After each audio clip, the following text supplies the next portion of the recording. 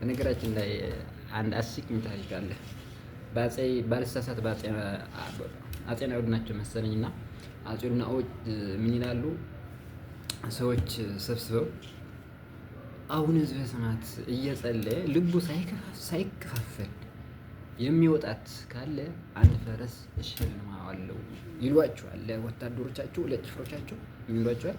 አቡነ ዘበሰማያትን እየደገመ ወይም አባታችን ሆይ እየደገመ ሳይሳሳት የወጣት ማለት ሳይሳሳት አባባሌ ልቡ ሳይከፋፈል ዝም ብሎ ኦንሊ አቴንሽኑ ጸሎቷ ላይ አድርጎ እወጣለሁ የሚል ካለ እወጣለሁ በአፉ ብቻ ሳይሆንም በልቡ ሳይከፋፈል ይቺ ጸሎት ወደ አምላኩ ልቡ ሳይከፋፈል የሚወጣት ካለ ፈረስ እሸልመዋለሁ አሉ ይባላል አፄ ናኦድ።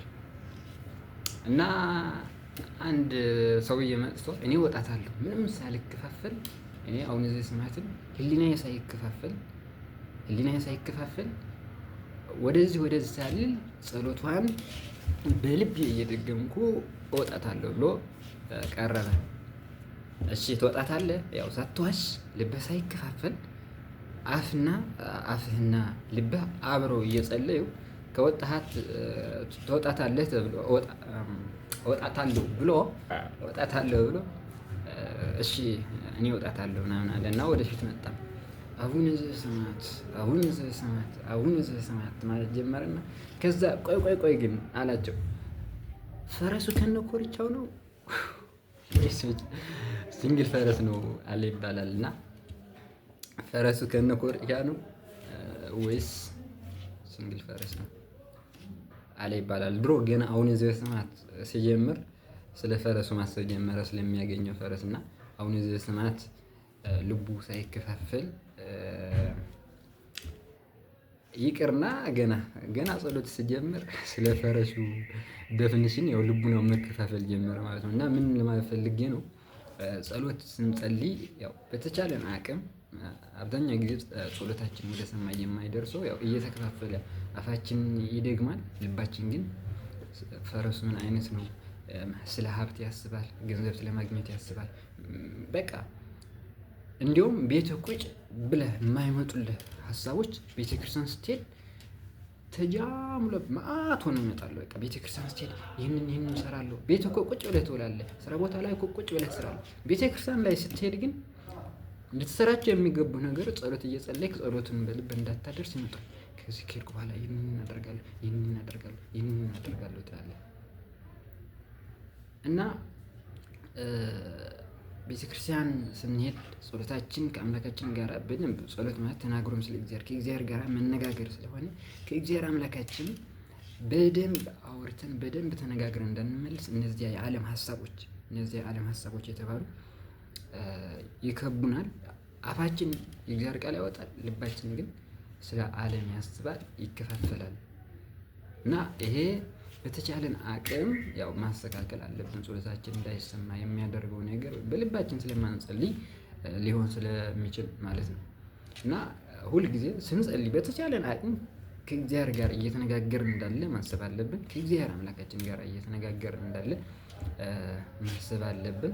ከዛ ደግሞ ከእግዚአብሔር አምላካችን ጋር እየተነጋገርን እንዳለ ማሳለን። ከዛ አንድ አባት ምን አለ? በእግዚአብሔር ፊት የቆምኩት ቃላትን ለመቁጠር አይደለም። በእግዚአብሔር ፊት የቆምነው ሰዓታችን ሰውትን ቤተክርስቲያን ሄደን ለጸሎት እጃችን የዘረጋነው ቃላትን ለመቁጠር አይደለም። ልባችን ወደ ሌላ ቦታ ሄዶ የቃላት ስምሪት ወይም ደግሞ የቃላት ስኬት እነዚያን ለማሳካት ወይም ደግሞ ቃላቶችን ለመቁጠር ሳይሆን ከልባችን ከእግዚአብሔር አምላካችን ጋር ለመነጋገር ስለሆነ በተቻለን አቅም በእግዚአብሔር ፊት እንደቆም እናስብ። የምንነጋገረው ከእግዚአብሔር ጋር መሆን እናስብ። የሄድነው ደግሞ በእግዚአብሔር ፊት የቆምን ቃላትን ለመቁጠር ሳይሆን ልባችን ለማውራት መሆኑን እናስብ። ይህ ካደረግን ምናልባት ከልባችን እንጸልያለን፣ ጸሎታችንም ፍሬ ይኖረዋል። እና የሰይጣን ሀሳብ አንዳንዴ እንደዚህ ያደረግ ቅዱስ ጳውሎስ እንዳለው ማለት ነው። በአፌ በጣም ብዙ ቃላትን ከማውጣት 5 ቃላት ከልቤ ከእግዚአብሔር ጋር ብነጋገር ይሻለኛል እንዳለ ሁሉ እንደዚያ መሆን አለበት። ልክ ሰውየው አቡነ ዘበሰማያትን ደግሞ ሳይከፋፈል ሀሳቡ ሳይከፋፈል ቃሉ ከልቡ ጋር አንድ ሆኖ የሚጸልያት የሚወጣት ካለ እኔ ፈረስ እሸልመዋለሁ ያሉት ንጉሡ በጣም በጸሎት ያው መከፋፈል እንዳለ በጣም አስቸጋሪ እንደሆነ የሰይጣን ፈተና እንዳለበት ሀሳባችን ያ በዓለም ሳለን ያ በቤታችን ሳለን ያ በስራ ቦታችን ሳለን የማይመጣን ሀሳብ ጸሎት ላይ እጃችን ስንዘረጋ ሊከፋፍለን ይመጣል። ከእግዚአብሔር አምላካችን ጋር የሚገርም ጸሎት የሚገርም ተመስጦ እንዳናደርግ መጥቶ እነዚያ ይሸፍኑብናል። ሰውየውና እኔ እወጣታለሁ አለ። እሺ የምትወጣት ከሆነ ብለው እድሉን ሲሰጡት ገና አቡነ ዘበሰማያት ሲል ንጉሱ ፈረሱ ለብቻው ነው ከነ ኮርቻው ነው ብሎ ጠየቀ ይባላልና ቤተክርስቲያን ሄደን ያው ቃላችን የእግዚአብሔር ቃል እየተናገር አቡነ ዘበሰማያት እያልን ስለ ዓለም ስለምናሰራው ስራ ስለምናምን እንደዚያ በቃ ሀሳባችን ተከፋፍሎ የምንጸልይ አንሆን። ቢያንስ ያው ይህን ከዚህ እኔ በዚህ ሁኔታ ስላለሁበት ነው በነገራችን ያነሳሁበት ነው። ከዚህ ለመውጣት ሁል ጊዜ ምንድነው የሚባለው እጋደላለሁ። ግን በጣም አብዛኛው ጊዜ በጣም ያጠቃኛልና ያው እናንተም እንደዚህ ከሆናችሁ ብዬ ነው ይህንን ታሪክ ከአንድ አስተማሪ የሰማሁትና ምናልባት ያስተምራል ብዬ ነው ያቀረብኩት እና ከነ ኮርቻው ምናምን እያሰብን ነው አቡነ ዘበሰማያት ከልባችን እየደገምናት ነው የሚለው ያው ሁላችን ራሳችንን እናውቀዋለን።